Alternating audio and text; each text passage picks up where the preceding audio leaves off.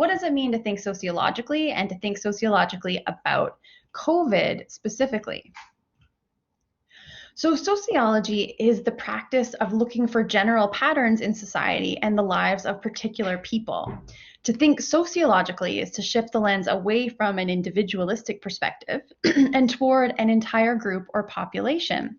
This perspective is particularly critical in a time like the one we're living in now, where collective action can save lives. So put simply, sociology is the systematic study of human society. But what makes it systematic? This is because it follows a scientific method, it uses procedures that are transparent and subject to scrutiny, and its goal is to build on previous research to generate new knowledge that is as accurate as it can be. Sociology looks at how external factors like the economy, culture, and even global pandemics in our case shape both individual and collective experiences. So let's look at an example, the example of depression and mental health. So we often think of depression and mental health challenges as an issue that might be internal or personal, that requires a response that's individual or sometimes medical in nature. But sociologists find that depression is also organized by social groups.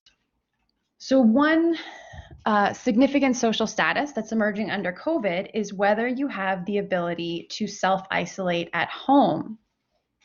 We can see that mental health outcomes differ whether you are sheltering in place or not sheltering in place. So some groups have more control over this than others, as we will discuss this term. There's also a gender gap emerging in mental health among parents. A greater percentage of women than men reported COVID-related mental health challenges, both in early and late March as the pandemic ramped up. But we see a greater gap between men and women's mental health when they are parents of children under 18, as shown on the right side here.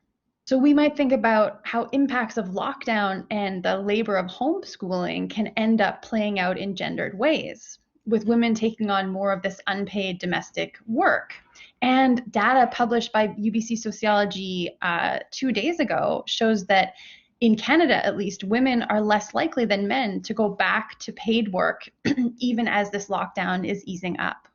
We can also think of this intersectionally in terms of race and ethnicity and colonialism. 60% of Indigenous people say their mental health has been worsened due to COVID. And Indigenous people in Canada were already more likely to report fair or poor mental health prior to the pandemic due to intergenerational trauma, discrimination, colonialism, and so on. And so what we're seeing here is an exacerbation of this pattern. And rates of depression are also shaped by social and national context. In some societies, like India, for example, depression is more stigmatized and there's less language and social protocols around it. So people are less likely to self-report. So we have less data to even begin measuring mental health rates, let alone to provide support and the necessary infrastructure. By understanding COVID-19 and its impacts on our lives through a sociological perspective, we're able to discover and analyze the impact of this crisis on population-level health and sociocultural outcomes, such as social inequality, global and local health inequities, and social political change. And this is why it's important to study COVID-19 sociologically, even though at its root, it is a health issue. So sociologists are able to provide a holistic analysis of events like COVID-19 and address issues that may seem unrelated, but end up contributing to people's everyday experiences. There are several characteristics of sociological thinking. So let's start with characteristic 1. Sociologists look for general patterns in the behavior of particular people. Society shapes individuals into groups like children, teenagers, or adults, the healthy and the sick, the rich and the poor. And each of these groups impact the life experiences of individuals in society. This can range from what kind of education is available to people, to what food they eat, even to whether or not they experience life in positions of power in society or on the margins. Seeing the world sociologically includes realizing how the general categories we fit into can shape our experiences. So we could ask, how do our parents' jobs impact the level of education that we receive? If I was to poll this class right now, or any university class, data shows that we would find an overrepresentation of students whose parents also attended university because educational patterns are intergenerational. So in the context of COVID-19, what does looking for the general in the particular look like? When looking at society in the midst of this pandemic crisis, sociologists look for patterns among individuals who might be acting differently to the general population. So we might ask, who isn't wearing masks when they are asked to, or who's deviating from the norm by going against government regulations? For example, this could include an analysis of individuals who have protested lockdown, as was done in this Vox article in April 2020, which I've included a link to here. The article links anti-lockdown protests to race in the context of the United States.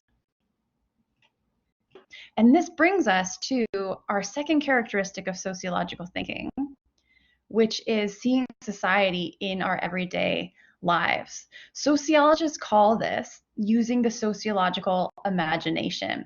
In 1959, sociologist C. Wright Mills wrote the book The Sociological Imagination, and he defined this imagination as the ability to see the relationship between individual experiences and the larger society.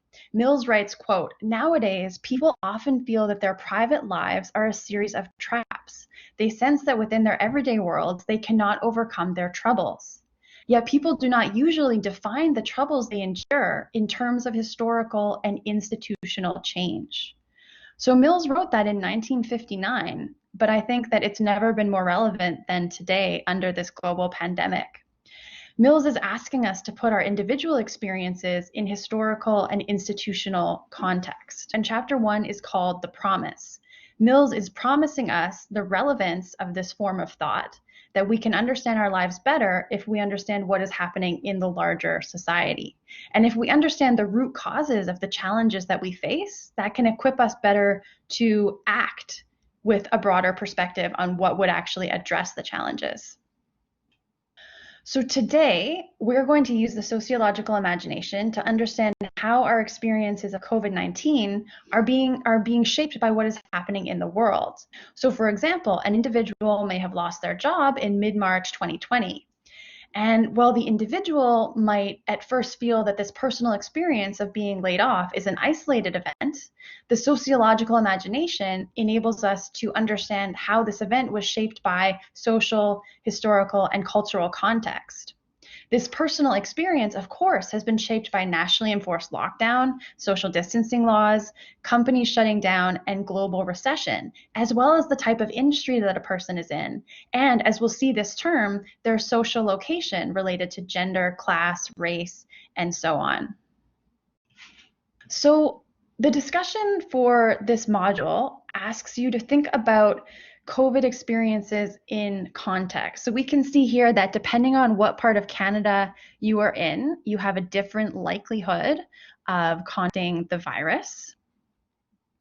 And we can also look at this in a global perspective. This data is from Our World in Data, daily new confirmed COVID-19 cases globally. So we can see that just by being in a particular country, you have a higher or lower risk. So sociologists are trying to understand the root causes of these differences related to institutions, related to culture, related to social location, and so on. So I'll introduce to you our discussion assignment for this module, and it has a few parts. So your task is to pick any city in the world, and it just can't be Vancouver, and to pick one or more socially significant statuses like gender or age or migration status, socioeconomic status, and do some research online and assess the likelihood of 4 things for someone from this city and social group. What is the likelihood they would be able to avoid being financially affected by lockdown measures? So this might be something like losing their job or not. Their likelihood of being able to avoid getting infected with COVID. Their likelihood of being able to avoid serious health complications if they're infected. So there you'll need to think about the healthcare system and the response, for example. And lastly, their ability to avoid negative financial impacts if they were infected. So that might draw on things like the social safety net and the amount of wealth inequality in the country. So this is your first task. Then you're going to review the posts of 2 other students and compare them to yours to identify the similarities and differences, and to brainstorm the societal factors that might be causing those similarities and differences.